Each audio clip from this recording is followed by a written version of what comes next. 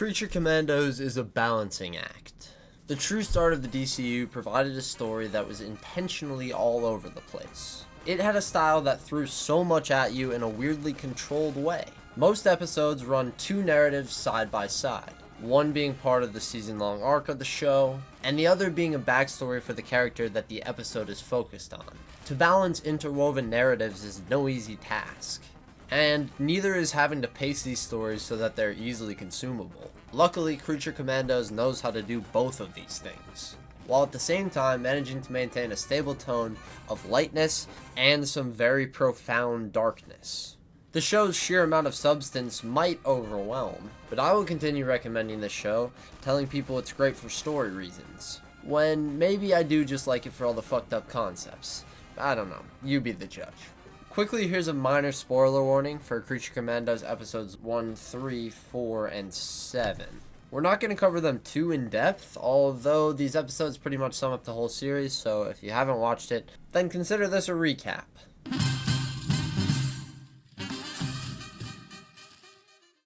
Episode 1 gives us the team up that you might be expecting from the guy who made Suicide Squad. This team up introduces us to everyone with one sweeping shot, and then much more intimately one by one with title cards. The Bride, Dr. Phosphorus, The Weasel, G.I. Robot, Nina Mazursky.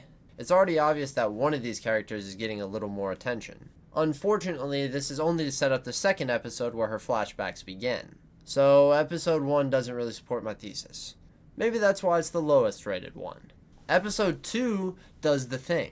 The flashback happens with the Bride, who ends up becoming the main focus of the team across the series, besides Rick Flag Sr., who we'll talk about later. Also, we're not going to talk about the Bride now, or later. I'd much rather talk about G.I. Robot's story.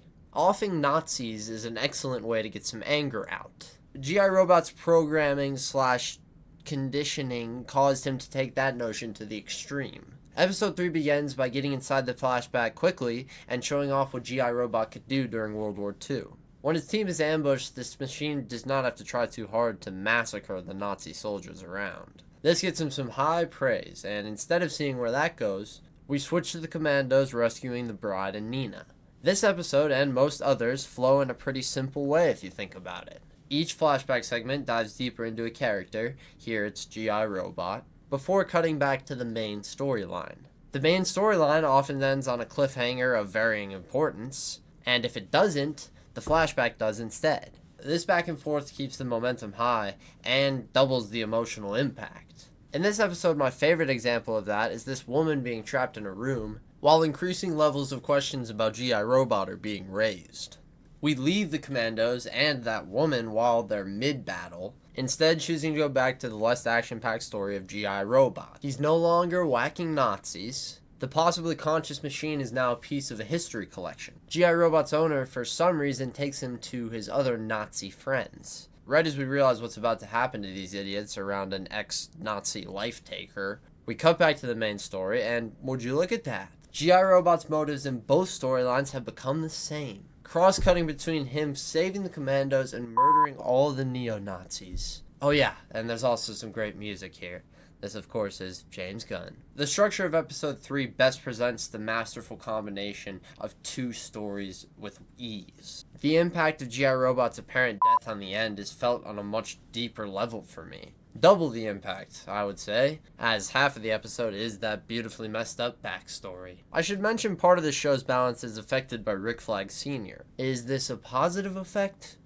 I don't know. His story occurs in a way that I'm not interested in talking about necessarily. His story is done in a normal TV show way. There is no dedicated Rick Flag Sr. flashback episode. You just understand his character more and more based on his words and action. You've seen this before. You don't need me to explain it to you. I think the choice to not give a flashback to Rick Flag is fine because you need to have other characters in the main storyline. Characters that aren't the creature part of these commandos. I just think it causes him to take a back seat compared to some other members of the team. At times he feels like a setup guy for backstories, especially in episode 4. In my case, though, that quality is much appreciated, because this is my favorite flashback. The Weasel, otherwise known as John, has a backstory that might be the darkest of them all. And trust me, this show gets really fucking dark at points. It almost makes me hate David Harbour. That's how bad it gets. In an interesting move, they immediately show off some pretty damning footage of John in the past. But it doesn't stay there for long. Not each episode follows the same structure, as you can see here. I love that fact for this one because we need the main storyline as a lifeboat.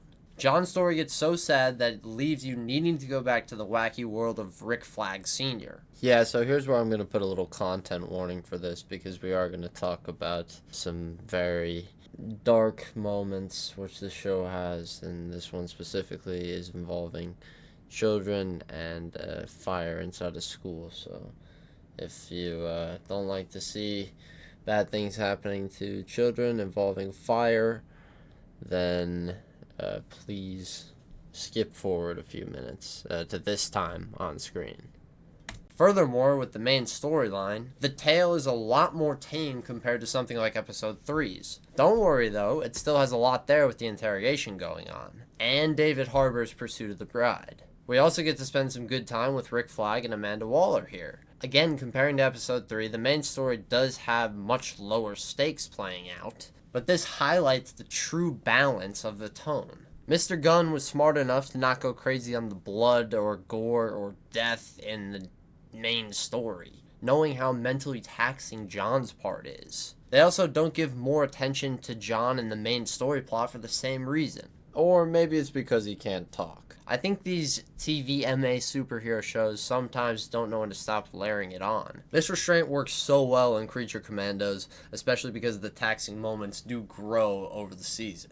Now that you know the main story in this episode, I can't stall any longer before talking about John's. His backstory shows the Weasel, a very scary looking creature, making friends with a group of kids. Now, I don't know how these kids weren't running from John immediately, but looking past that, you can see how the earlier moment in fire is going to happen. As a man spots John, who looks like he's hurting a kid, at the same time another kid realizes the school is open, and the children enter as the Weasel follows. We get some cross-cutting of the man who saw John. He's on the phone calling the police while the kids are busy looking for the worst possible items to combine. Alcohol and a match being dropped start a fire, and the man who calls the police walks in on John at the same time. Now, John hasn't done anything wrong, but the man takes a shotgun and starts firing, causing a massive explosion.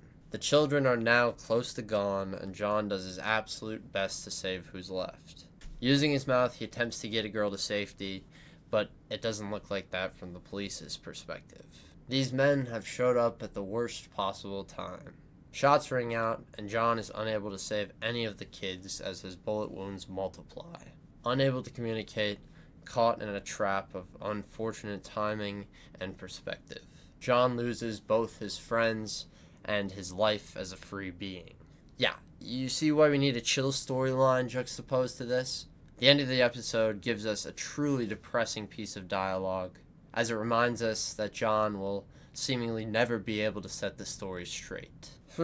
Jesus Christ, I gotta get on to the final episode here. Thank God there's a lot more light to go look towards. The light in episode 7 is truly the masterclass of pacing. We touched a bit on how episode 3 structures itself to hit with maximum emotion, but how do the others do the same thing and still strike the perfect balance of pace? As simple as I can make it, the ability to not be too fast moving or too slow moving, but right in the middle, is my loose definition of pacing. The strive for this is best highlighted in the main series finale. This really should be the hardest episode to feel like there's not too much coming at you, having to balance Nina's backstory and an end to a season of TV. But it works. I mean, take a look at how it masterfully speeds up and slows down. The start of the episode is right into Nina's backstory, wasting little time on setting up the main. The main story builds to the finale with key layers of tension, but make sure to never stay too long. People might be a little frustrated not getting to a level of climax that Invincible would or something, but the key to never rushing or dragging in this show requires there to be an even amount of focus on both stories. Nina's story has been held for us all season, so we're obviously going to invest there. There's a high chance of getting lost in it too. I mean, her flashback is super compelling. born with a big problem where her lungs are outside her body, having to live through a machine. We see what this does to her parents and herself as Nina struggles through life until her dad attempts to fix her. This causes Nina to appear as she does now. Nina's backstory is not on the level of something like The Weasel for me, but that reason is surely on purpose because, like I said, we can't give this story too much focus for pacing purposes. This combination of a fast-moving and, don't worry, a very fucked up story, plus a sort of twist ending and a great final fight, then Nina's death in the end, caps off the season, causing both stories to become focused on her, and also become much, much more tragic. The time spent on each timeline feels earned in a way that can only be accomplished by being willing to go so far back. Creature Commandos commits to the idea that we want to see more than a normal TV show. It does this mainly in the sense that it's willing to give us extra backstory after extra backstory, but also for so many more reasons. We get that seeing a flashback along with a main narrative is more bang for your buck. But I don't think we get just how much this affects every other part of the show making process. For a one-season show, we get a group of characters that live and die with our full understanding of how they are. This is only something I've seen Creature Commandos be able to so meticulously accomplish. And I believe that's because of how much harder the balance becomes when you have double. Combining a normal TV show with an anthology character study series is no easy task, but goddamn. James Gunn, you did it. And the best part is, the show is completely its own thing. It doesn't rip off any superhero shows before it. That's really why I love... And with that, thank you, Ellie. Specifically you, Ellie. And of course, to everyone else who watched this one, thank you. What a great show this is, dude. I'm really surprised that I don't hear it talked about more. I think it was just an excellent beginning to the DCU. And it took me way too long to watch it, honestly. I don't feel like it was marketed enough, but maybe it was just my fault. Either way, I highly recommend it. For story reasons, remember? Not all the fucked up blood and gore or anything like that. If you want to hear me talk about any of the other episodes in this series, or maybe just Peacemaker, which I am watching right now, then please let me know. But besides that, I think we're all done. So, deuces.